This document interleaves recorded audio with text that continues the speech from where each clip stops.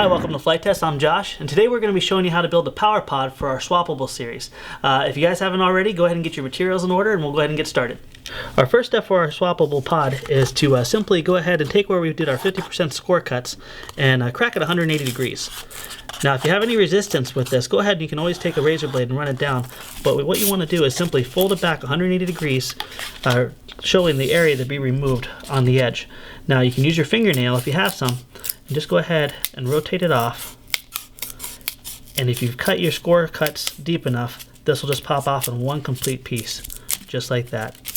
Make sure that your groove is nice and clean of any debris, and go ahead and do the same for the other side. Now that we have the two cavities of foam removed, let's go ahead and test fit and make sure that we can fold up our edges, and then it should actually give you tension right when it meets about the 90-degree mark. If you have your firewall cut out, you can actually use that as a gauge to make sure you're nice and square. Once you're happy with the fit, check the other side. Make sure that it doesn't rock back and forth. If it rocks back and forth, you have some foam down in there that you need to remove. But we're good to go. Our next step is simply to go ahead and take our hot glue gun and then start roughly about a half of an inch in and put a nice bead of hot glue right down the side here. Squeeze over the edge just ever so much, giving you a nice firm glue joint. Now this is an A-style fold, which means that the side cheeks are going to go over top of the bottom plate. I like to fold it up with this, whatever piece is going to be pushing against the building board, so you can put even pressure down against the building board. Gives you a nice square true edge. If you have any excess here that's too much more than you like, you can go ahead and just take a scrap piece of foam and squeegee it off. Once that side's done, we'll go ahead and repeat the process for the next side. Now that we're happy with that, go ahead and check and make sure everything's nice and square. Our next step is to install the firewall onto our power pod itself. Now obviously, once again, we want to check the fit, making sure that the bottom of the firewall is nice and flush with the bottom plates and the side is flush with the side plates. This is where your barbecue skewers are going to go through, and it's very important that this is nice and securely fastened. And to do that, what we're going to simply do is put a bead of hot glue right down on the surface right here. Now we're going to come back and tape over this with tape, and that's going to be where the real strength comes in, but the glue is very important for a nice secure fit. Now that our firewall is securely fastened to the power pod, we're going to go ahead and reinforce it, and I like to use extreme packing tape, but really any packing tape that you choose is just fine.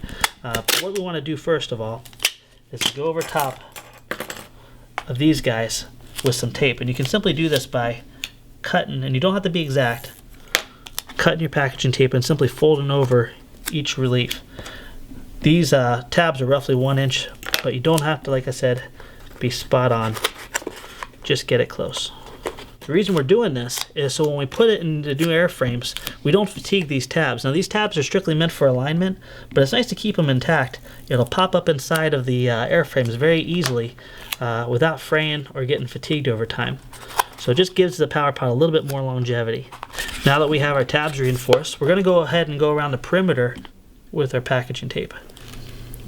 There we go. Once we get to the end, we can go ahead and just cut that off. Press it down. Then we can go back with our knife or scissors, cut some reliefs, and then fold it under just like you're wrapping a gift.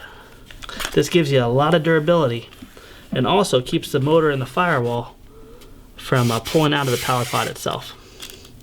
And for this back, I'm just going to trim this flush. There we are. Our next step is to put a piece of packaging tape from the top of the firewall all the way to the back, and then I like to actually wrap it around and go on the inside for some extra durability and rigidity there. So we're going to go ahead and do that now. And then run this up against the inside edge just like that. Now we're going to use some items that we may Velcro in the future on the inside here. This tape is going to keep you from actually pulling up the paper when you put your Velcro down and say pop off your receiver to connect with different power pods. So that's why we like to go ahead and go around on the inside. We're now ready for electronics. Our next step is to install our motor, but first before we do that, we got to go ahead and clear out the area we just covered up with our tape. So a nice sharp X-Acto knife will do the job just fine. And this is where our wires are going to pass through, so we're going to go ahead and clear this area out as well. Our next step is to install our motor mount. Now if you guys haven't found a power setup, we do have some recommended power setups in the links below in the description. Go ahead and take our knife and just put a little dot right over our markings for our motor mount. Our next step will be to simply screw on our motor mount with the extra servo screws that we get supplied when we buy our 9-gram servos. Now that our motor mount is fastened, we can go ahead and snake the leads from our motor through our hole. Now it's just big enough where you're going to snake one lead at a time. And carefully, you don't want to kink your wires.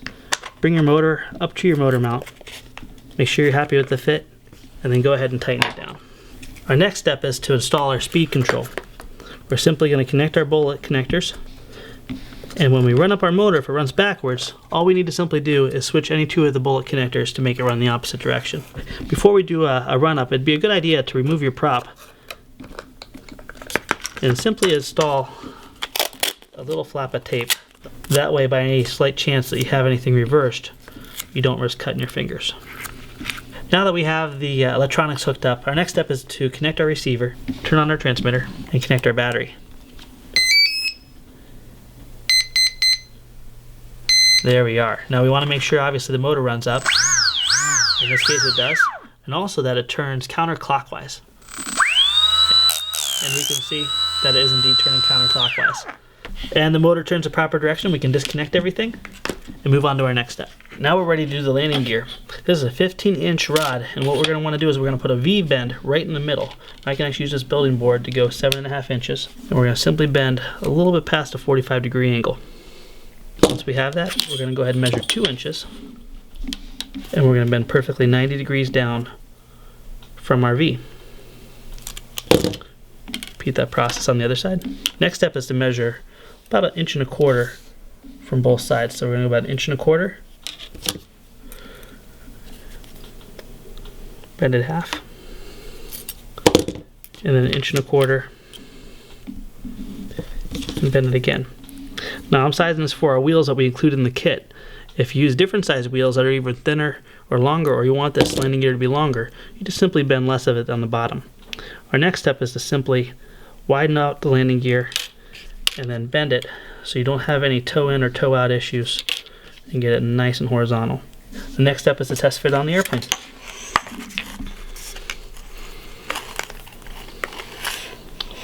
Start from the back,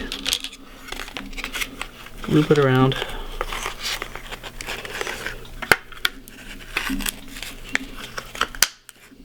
just like that. Now you can also zip tie this in if you wish, but I like to leave the rubber bands on it so it gives a nice bungee effect. The next step, we're ready for our wheels.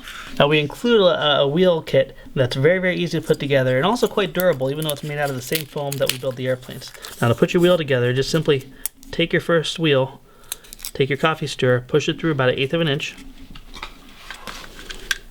and then put a ring of glue around the outer perimeter, not all the way to the edge, just close, and then just really close to the coffee stirrer. And then slide your next wheel down to it. Don't worry about getting it perfectly perpendicular quite yet. You have a little bit of dry time that we can work this out. Now I like to turn these wheels against each other to spread that glue out nice.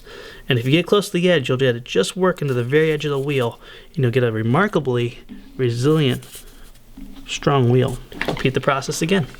Once again, using a turning motion to spread that glue out the best as possible, and then squeeze it together. At this point, you can kind of roll it back and forth, making sure that if your straw wiggles a lot back and forth, then you have an issue.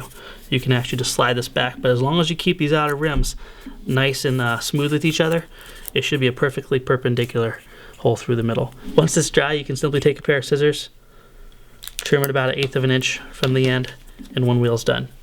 Go ahead and repeat the process for your second wheel. So we have our 2 wheels, we're ready to install them. Now a simple way to put this on, since this whole plane's about simplicity, just slide your wheels on, just take your hot glue gun and put a little drop right on top of the wire, about 1/8 of an inch away, and then I like to just kind of spin around the wire a little bit.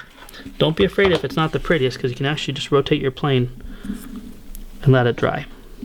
That, believe it or not, will act as a wonderful wheel collar, and the nice thing is if you have to remove your wheel, you just simply pull it off with your nail and you're good to go. We'll go and repeat the process on the other side. The final step is to simply mount where our electronics need to go and also put the Velcro on for our batteries. Now I strongly recommend, most of these designs favor having all the electronics stored in this front half of the power pod. Getting back here, things like the FT Flyer and other models will intrude with that area. So what I'd recommend is take your Velcro and mount your speed control and your receiver up front where possible. For the receiver, I'm simply going to put both pieces of Velcro on there. And it's good to have this Velcroed on because that way you don't need to worry. You can pull it off of the Velcro, make your connections, stick it back on. So I'm actually going to move this right here. We'll simply mount that right in the side cheek right here, making sure that nothing goes over top that we don't want. Now as you can see, we have this battery lead that we need to get down to our battery on the bottom. This would be a good time to make our mark wherever we wish. In the future we may actually have a reference mark that works on everything, but for right now we'll go ahead and just make a simple relief cut right here and pass the battery right on through. Since everyone's connectors are different, it's good to size it to whatever connector you want. That's plenty fine there. Alright, so our ESC is on, our receiver's on. Our next step will simply be to install the Velcro on the very bottom. Now depending on your application is where you're going to need to put your Velcro. I'd highly recommend you choose one type of Velcro and that you put it on pretty much this full bottom span. Some models you're going to need Velcro in the back, some models you're going to need in the front. On this application I'm going to go ahead and just simply put it on the front.